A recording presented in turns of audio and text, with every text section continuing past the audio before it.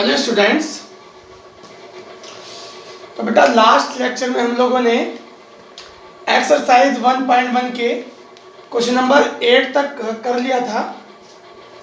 Question number 8 तक कर लिया था प्यारे बच्चों। आज हम करेंगे question number 9। Question number 9 exercise 1.1 का क्वेश्चन नंबर 9 हम करेंगे मेरे प्यारे बच्चों। चलिए बेटा स्टार्ट करते हैं। देखिए बेटा, हमारे पास सेट है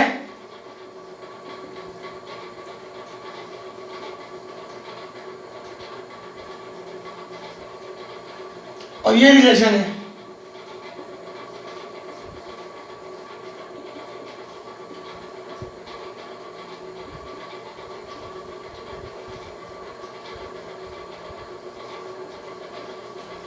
और एक रिलेशन ये है।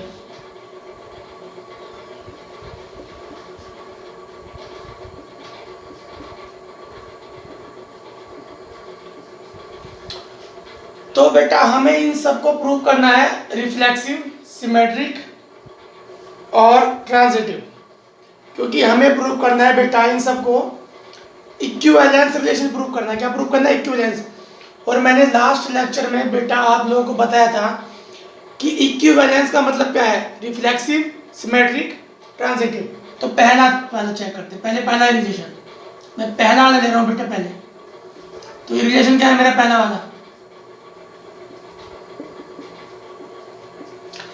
4 का मल्टीपल है बेटा, इसका मतलब 4m। 4 का मल्टीपल का मतलब बेटा 4m होता है। तो मैंने ले लिया। देखो reflexive a belongs to r means a minus a बराबर 0। और 0 तो होता है भैया सबका मल्टीप्लायर। 0 तो भैया सबका मल्टीप्लायर होता है ना। 0 को तुम लिख सकते हो 4 इंटू 0। 0 को लिख सकते हो 4 इंटू 0। तो 0 4 का मल्टीप्लायर हो गया, यानी कि a इसके अंदर बिलोंग कर गया, रिफ्लेक्सिव है। अब बात आती है बेटा सिमेट्रिक की। सिमेट्रिक देखो A B belongs to R, इसका मतलब a minus B belongs to R. a minus B का मतलब 4 का मल्टीप्लायर। ये तो बेटा a माइनस बी का मल्टीप्लायर है 4 का मल्टीप्लायर। अब एक बात बताओ मुझे सारे बच्चे, अगर मैं माइनस बाहर ले लूं तो ये ऐसे बन जाएगा।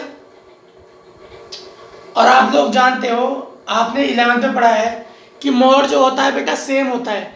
a माइनस बी या b माइनस ए, सबका मोड सेम होता है। तो जब a माइनस बी की वैल्यू और b माइनस ए की वैल्यू सेम ही तो होती है। तो जब a माइनस बी 4 का मल्टीप्लायर है तो b माइनस ए भी तो होगा प्यारे बच्चों।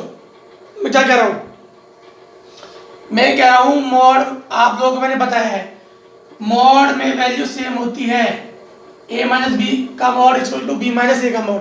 तो जब a माइनस बी 4 का मल्टीप्लायर है बेटा, तो b माइनस ए भी तो 4 का मल्टीप्लायर होगा। होगा कि नहीं होगा? तो सिमेट्रिक भी हो गया। अब बात आती है ट्रांजिटिव की।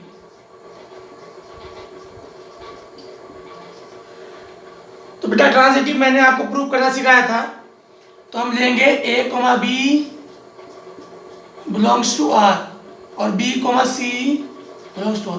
a b belongs to r का मतलब a minus B equal to 4m। b c belongs to r का मतलब b minus c equal to 4n। 4 का मल्टीप्लायर 4n, 4 का मल्टीप्लायर। तो बेटा ये कैसे हो जाएगा मेरे प्यारे बच्चों? ये कैसे हो जाएगा बेटा? इसको तुम कैसे लिखोगे? a माइनस सी को तुम लिख सकते हो, मैंने कैसे सिखाया था, a minus B plus B minus C. तो जब मोड अलग अलग करते हैं तो ये ऐसे बन जाएगा a minus B plus B minus C, that is equal to a minus B 4m और ये 4n। तो ये बेटा हो गया 4 का मल्टीप्लायर। तो ट्रांजिटिव भी हो गया। ठीक है मेरे प्यारे बच्चों, रिफ्लेक्सिव भी हो गया, सिमेट्रिक भी हो गया, ट्रांजिटिव भी हो गया। तो इसका मतलब इक्विवेलेंस रिलेशन हो गया। समझ आए सारे बच्चों को बेटा? रिफ्लेक्सिव, सिमेट्रिक, ट्रांजिटिव सब हो गया। इसका मतलब क्या है मेरे प्यारे बच्चों? इसका मतलब ये है कि ये इक्विवेलेंस हो गया। अब मैं कर रहा हूं दूसरा वाला। तो दूसरा वाला रिफ्लेक्सिव। रिफ्लेक्सिव का मतलब A comma A belongs to R. बेटा मैं बार बार नहीं लिखूंगा। तो रिलेशन क्या है? ए बराबर बी। तो ए कोमा ए का मतलब ए बराबर ए तो होता ही है। ए कोमा ए का मतलब ए बराबर बी, ये रिलेशन है। तो ए कोमा ए बराबर ए तो होता ही है, रिफ्लेक्सिव हो गया। Symmetric, A comma B belongs to R, इसका मतलब ए बराबर बी। अब ए बराबर बी को तुम लिख सकते हो बी बराबर ए, इसका मतलब बी कोमा ए भी बिलोंग्स टू आर। ये तो रिलेशन है ए बराबर बी बराबर ए का मतलब B comma A belongs to R. Symmetric हो गया। अब ट्रांजिटिव, बेटा बहुत सिंपल चीज है, बस समझने के ऊपर बात है। ट्रांजिटिव, अगर A comma B belongs to R यानी कि ए बराबर बी, और B comma C belongs to R यानी कि बी बराबर सी, तो इसका मतलब क्या है? देखो ए बराबर बी के और बी बराबर सी के, तो ए बराबर सी हो जाएगा ना। सारे बच्चे बताओ, ए बराबर बी के और बी बराबर सी के, तो ए बराबर सी के हो जाएगा? हो जाएगा नहीं हो जाएगा? तो इसका मतलब A comma C belongs to R. तो मेरे प्यारे बच्चों ट्रांजिटिव भी हो गया बेटा, मेरे प्यारे बच्चों ट्रांजिटिव भी हो गया। चलिएगा क्वेश्चन नंबर नेक्स्ट करते हैं। क्वेश्चन नंबर नेक्स्ट करते हैं मेरे प्यारे बच्चों। Question number next, question number next बेटा, क्वेश्चन नंबर नेक्स्ट है 10। तो 10 आपका होमवर्क है मेरे प्यारे बच्चों। जो क्वेश्चन नंबर 10 है बहुत इजी है, केवल एग्जाम्पल लिखने हैं। एग्जाम्पल लिखने हैं कि सिमेट्रिक कौन होगा, रिफ्लेक्सिव कौन होगा, कौन ऐसा है जो सिमेट्रिक होगा रिफ्लेक्सिव नहीं होगा, कौन ऐसा है जो रिफ्लेक्सिव होगा सिमेट्रिक नहीं होगा। ये सारे एग्जाम्पल लिखने हैं, बहुत इजी, आप लोग लिख दोगे मैं जानता हूँ। चलिएगा बेटा क्वेश्चन नंबर 11 करेंगे। तो क्वेश्चन नंबर 11 है बेटा, बहुत इजी क्वेश्चन है मेरे प्यारे बच्चों।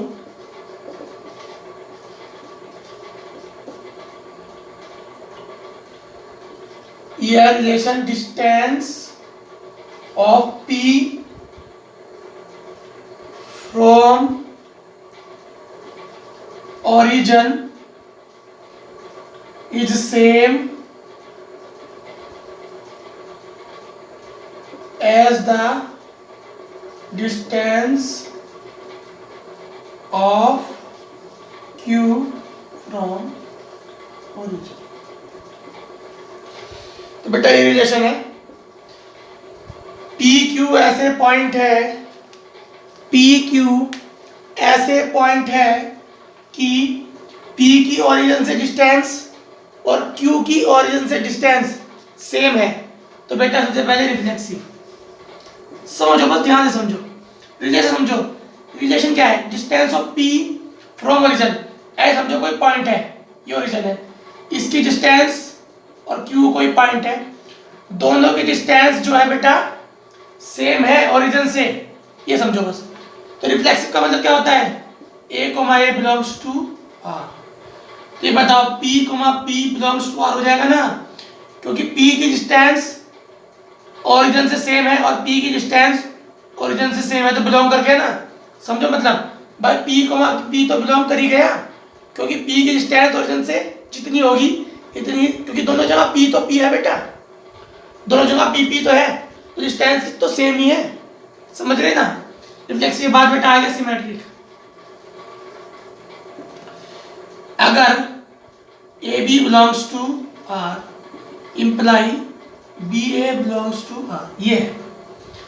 तो अगर मैं ले लूं P Q belongs to R, P Q का मतलब क्या है? देखो distance of P from origin is same है distance of Q from origin. जब पी क्यू है तो क्यू पी भी तो बिलोंग करेगा बेटा, क्योंकि पी क्यू लिख दो या क्यू पी लिख दो, डिस्टेंस तो दोनों की सेम ही है ओरिजिन से। भाई पी क्यू लिख दो। देखो मैं पहले ये बोल दूं कि पी की डिस्टेंस ओरिजिन सेम है और क्यू की डिस्टेंस ओरिजिन से सेम है, या ये बोल दूं पहले कि Q की डिस्टेंस ओरिजिन से सेम है और P की डिस्टेंस ओरिजिन से सेम है। तो बेटा आगे पीछे ही तो बोल रहा हूँ, चीज तो एक ही है, चीज तो एक ही है मेरे प्यारे बच्चों, ट्रांजेक्टिव। देखो अगर पी क्यू बिलोंग करेगा आर में और क्यू आर बिलोंग करेगा, क्यू एम ले लो, पी क्यू बिलोंग करेगा आर में और क्यू एम बिलोंग करेगा आर में, तो बेटा पी एम भी बिलोंग करेगा आर में। देखो पी की डिस्टेंस क्यू की डिस्टेंस सेम है ओरिजिन से, पी की डिस्टेंस इतनी है, देखो पी की डिस्टेंस ओरिजिन मान लो ए है, जैसे ये है बेटा ओ, ये पी हो गया क्यू हो गया, तो पी की डिस्टेंस ओरिजिन से सेम क्यू की डिस्टेंस, यानी ओ पी बराबर ओ क्यू, समझ आए सारे बच्चों को। और क्यू एम की डिस्टेंस ओरिजिन से same, Q M belongs to R का मतलब distance of origin from Q and M are same, तो बेटा ओ क्यू बराबर ओ एम हो जाएगा। अब ओ पी बराबर ओ क्यू और ओ क्यू बराबर ओ एम, तो बेटा ओ पी बराबर ओ एम हो जाएगा, नहीं हो जाएगा? हो जाएगा, समझ आए सारे बच्चों को। इसका मतलब P M belongs to R, इसका मतलब पी एम, इसका मतलब क्या है मेरे प्यारे बच्चों, ओ पी बराबर ओ एम हो गया, इसका मतलब क्या है मेरे प्यारे बच्चों, इसका मतलब है P M belongs to R. Simple है बेटा, बहुत ज्यादा सिंपल है, चलिएगा नेक्स्ट क्वेश्चन करते हैं। नेक्स्ट क्वेश्चन क्या है हमारा, अब देखो इसने एक चीज और बोली है बेटा इसके अंदर, इसने एक चीज बोली है, मैं आपको समझा देता हूं। इसने बोली है कि अगर हम P को एक फिक्स पॉइंट ले लें, P को क्या ले लें, एक फिक्स्ड पॉइंट ले लें, तो वो सर्किल बनाएगा। क्या बनाएगा? सर्किल। देखो एक बात बताओ, सर्किल की डेफिनेशन याद है आप सबको? सर्किल की डेफिनेशन क्या होती है? सर्किल की डेफिनेशन समझो सारे बच्चे। सर्किल की डेफिनेशन ये होती है कि distance of every point from a fixed point are same in the plane. Circle की डेफिनेशन समझो मेरे प्यारे बच्चों। सर्किल की डेफिनेशन क्या है? Distance of every point from a fixed point are same, यह है डेफिनेशन। यानी कि सारे पॉइंट की डिस्टेंस किसी फिक्स्ड पॉइंट से सेम होगी, सेम। तो उसने क्या बोला है? पी को फिक्स कर दिया। अगर पी को फिक्स कर दिया तो क्या वो सर्किल की तरह बिहेव करेगा? बिल्कुल भाई, डेफिनेशन यही है सर्किल की, सिंपल सी बात है मेरे प्यारे बच्चों, समझ आया? बिल्कुल। आगे बढ़े बेटा, चलिए क्वेश्चन नंबर 12। क्वेश्चन नंबर 12 क्या मेरे प्यारे बच्चों? क्वेश्चन नंबर 12 करेंगे बेटा जल्दी। क्वेश्चन नंबर 12 है बेटा कि show that the relation, show that the relation, क्या रिलेशन है मेरे प्यारे बच्चों? रिलेशन क्या है बेटा? रिलेशन है हमारे पास T1 T2 such that T1 is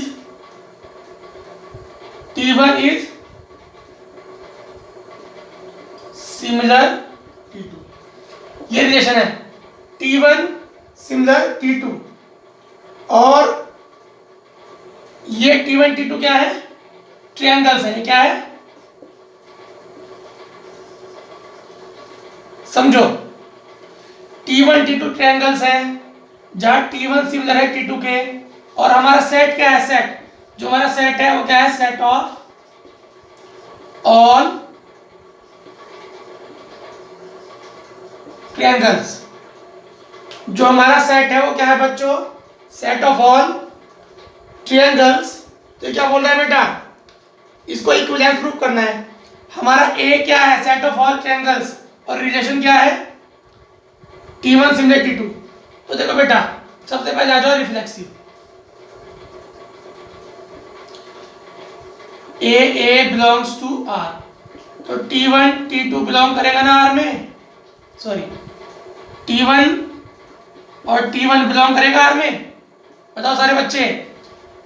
बिल्कुल करेगा, क्योंकि T1 सिमिलर T1 होगा नहीं होगा भाई? T1 सिमिलर T1 होगा नहीं होगा? बिल्कुल होगा भाई। खुद कोई भी ट्रायंगल खुद के सिमिलर तो होता ही है। तो रिफ्लेक्सिव हो गया, सिमेट्रिक, बहुत ही बेटा symmetric. T1 T2 belongs to R imply T2 T1 belongs to R। Simple सी बात है। अगर T1 सिमिलर होगा T2 के, तो भैया T2 भी तो सिमिलर होगा T1 के। भाई T1 अगर सिमिलर है T2 के, तो T2 भी तो सिमिलर होगा बेटा T1 के। सिंपल सी बात है, सिमेट्रिक हो गया। अब ट्रांजिटिव, ट्रांजिटिव की क्या बात है बेटा? ट्रांजिटिव देखो, अगर T1 T2 belongs to R, T2 T3 belongs to R, prove करना है T1 T3, ये प्रूव करना है। देखो सिंपल सी बात है, अगर T1 सिमिलर है T2 के और T2 सिमिलर है T3 के, तो T1 सिमिलर हो जाएगा ना T3 के। सारे मैथ के बच्चे हैं, अगर T1 सिमिलर है T2 के, T2 सिमिलर है T3 के, तो T1 सिमिलर हो जाएगा बेटा T3 के। सिंपल सी बात है। तो बेटा हो गया आपका इक्विवेलेंस रिलेशन। समझ आ गया बच्चों को? ये हो गया आपका इक्विवेलेंस रिलेशन हो गया मेरे प्यारे बच्चों। क्या हो गया? इक्विवेलेंस रिलेशन हो गया बेटा। चलिएगा आगे बढ़ते हैं, आगे बढ़ते हैं मेरे प्यारे बच्चों।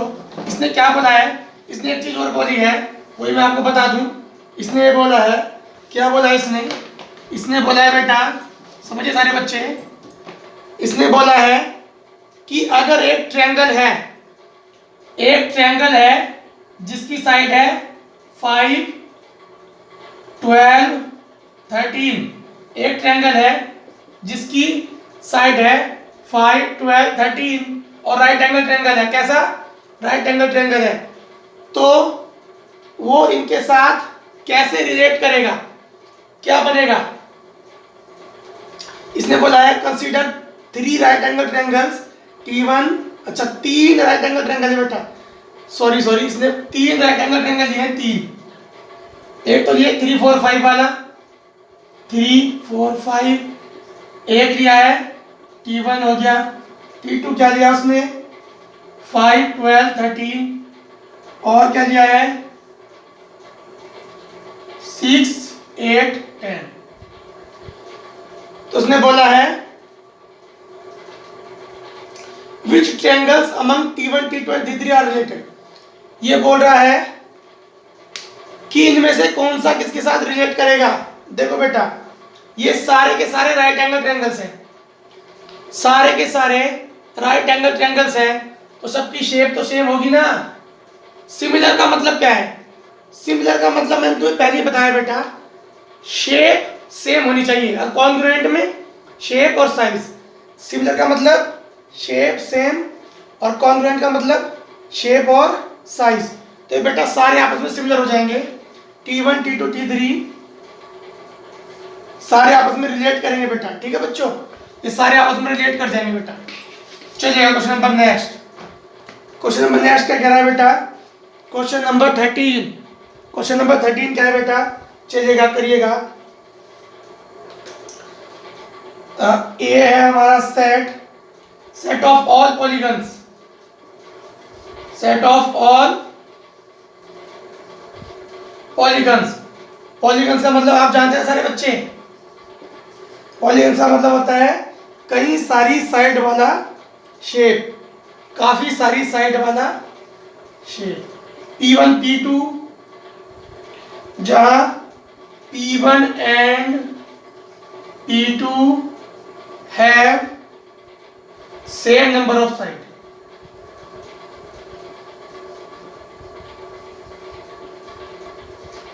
तो बेटा इसको प्रूव करना है। इक्विवेलेंस बहुत इजी है बच्चों, बहुत इजी है, बहुत ही ज्यादा। Reflexive P1 P2 belongs to, reflexive क्या होता है? A, A belongs to R। देखो P1, P1 belongs to R हो जाएगा ना, क्योंकि P1 have same number of side P1। भाई P1 के बराबर तो साइड रखेगा ही, P1 के बराबर तो साइड रखिएगा मेरे प्यारे बच्चों। सिमेट्रिक देखो बेटा, सिमेट्रिक क्या है बेटा, देखो अगर P1 P2 belongs to R तो P2 P1 भी बिलोंग करेगा नहीं R में भैया। अगर P1 की साइड P2 के बराबर है तो P2 की साइड तो P1 के बराबर होगी, सिंपल सी बात है मेरे प्यारे बच्चों। अगर P1 की साइड P2 के बराबर है तो P2 की साइड P1 के बराबर होगी बेटा, सिंपल सी बात है मेरे प्यारे बच्चों। अब ट्रांजिटिव क्या है बेटा, ट्रांजिटिव सिंपल सी बात, देखो अगर P1 बराबर है P2 के और P2 बराबर है P3 के तो P1 बराबर हो जाएगा ना P3 के। समझे बेटा सारे बच्चे मैं क्या कहना चाह रहा हूं, समझे सारे बच्चे।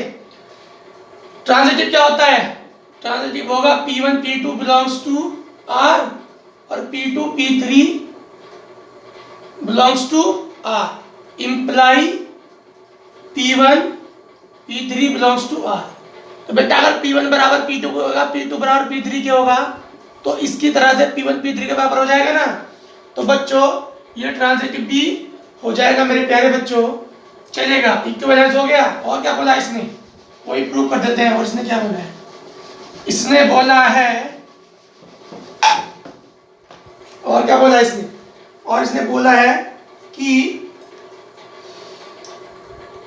What is the set of elements in a right angle triangles.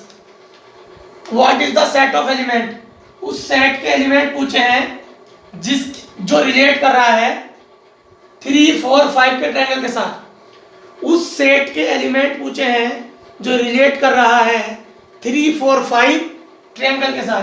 तो बेटा रिलेशन समझो, रिलेशन में क्या बोला है, वो ही जो शेप होगी रिलेट करेगी जिनकी साइड सेम हो, तो बेटा ट्रायंगल है, ये क्या है, ट्रायंगल है। तो बेटा ट्रायंगल के साथ ट्रायंगल ही तो रिलेट करेगा। समझे मेरे पास सारे बच्चे। हमारा रिलेशन क्या है, रिलेशन समझो कि P1 P2 have same number of sides. तो ये 3, 4, 5 साइड का एक ट्रायंगल है, तो इसके साथ रिलेट कौन करेगा, वही रिलेट करेगा जिनकी साइड इसके बराबर होगी। यानी कि हमारा सेट क्या बन जाएगा, सेट ऑफ ऑल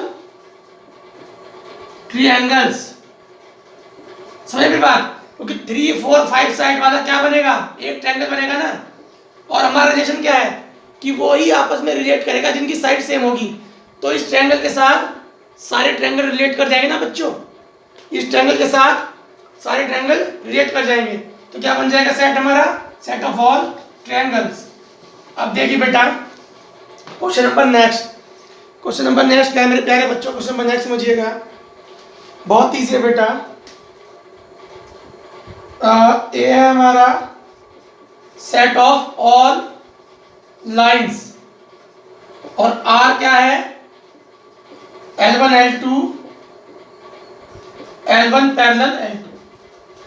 तो बेटा रिफ्लेक्सिव बहुत इजी, सारे बच्चे एकदम कर देंगे, भागते कर देंगे। L1 को मैं L1 बिलोंग्स टू करेगा ना R में, क्योंकि L1 पैरेलल हो जाएगा L1 के, सिंपल सी बात है। सिमेट्रिक अगर L1 L2 करेगा R में तो इसका मतलब L1 पैरेलल L2, इसका मतलब L2 parallel L1 by L1 parallel L2, तो L2 पैरेलल L1, इसका मतलब L2 L1 belongs to R, L1 L2 belongs to R, L2 L1 belongs to R। Symmetric हो गया। इसके बाद आता है बेटा ट्रांजिटिव। देखो अगर L1 पैरेलल होगा L2 के और L2 पैरेलल होगा L3 के, तो बेटा सिंपल सी बात है, वो L1 पैरेलल हो जाएगा L3 के, ये तो है ट्रांजिटिव। अगर L1 पैरेलल होगा L2 के और L2 पैरेलल होगा L3 के, तो L1 पैरेलल हो जाएगा L3 के, सिंपल सी बात है बेटा। तो ट्रांजिटिव भी हो गया। तो बच्चों ये भी हमारा हो गया इक्विवेलेंस रिलेशन, ये भी हमारा हो गया इक्विवेलेंस रिलेशन। और क्या बोला उसने बेटा, लास्ट में उसने एक चीज बोली है कि सेट बताओ, कौन सा सेट बताना है जिसके अंदर जो इस लाइन से रिलेट करेगा। देखो बेटा ये लाइन से रिलेट करने वाली सारी लाइन का सेट हमें बनाना है, वही तो भाई इसके साथ कौन रिलेट करेगा, इसकी m क्या है, कंपेयर करो, 2 है। सारे बच्चे बताओ, इसकी m क्या है, 2 है ना। तो इसके साथ वो सारे के सारे लाइन रिलेट करेगी जिसकी m 2 होगी। इसके साथ वो सारे के सारे रिलेट करेंगे जिसकी m 2 होगी। b कुछ भी हो सकता है, b कुछ भी हो सकता है, क्योंकि इस लाइन के साथ वही तो रिलेट करेगा बेटा। इस लाइन की स्लोप क्या है, 2, और कोई लाइन है उसके पैरेलल लाइन तो रिलेट करेगी उससे। रिलेशन समझो, रिलेशन यहाँ पर है पैरेलल लाइन का रिलेशन, तो जो लाइन रिलेट करेगी वो उसके पैरेलल होनी चाहिए। तो ये y बराबर 2x + 4 है, इसकी स्लोप क्या है, 4। तो इससे कौन सी रिलेट करेगी, जिसकी स्लोप भी 4 होगी। तो समझ में सारे बच्चे। तो इस सेट में आ जाएंगे वो सारी लाइन जिनकी स्लोप 2 होगी, सॉरी स्लोप 2 है, तो इसके साथ सारी लाइन वो रिलेट करेंगी जिनकी स्लोप 2 होगी। समझा मेरे प्यारे बच्चों को। तो बेटा आपकी एक्सरसाइज 1.1 खत्म हो चुकी है। 1-2 क्वेश्चन बच रहे हैं, 1 क्वेश्चन बच रहे हैं, 1-2 बहुत ईजी हैं, आप लोग उसको सॉल्व कर लीजिएगा। तो कल हम सॉल्व करेंगे बेटा 1.2। थैंक यू बच्चों।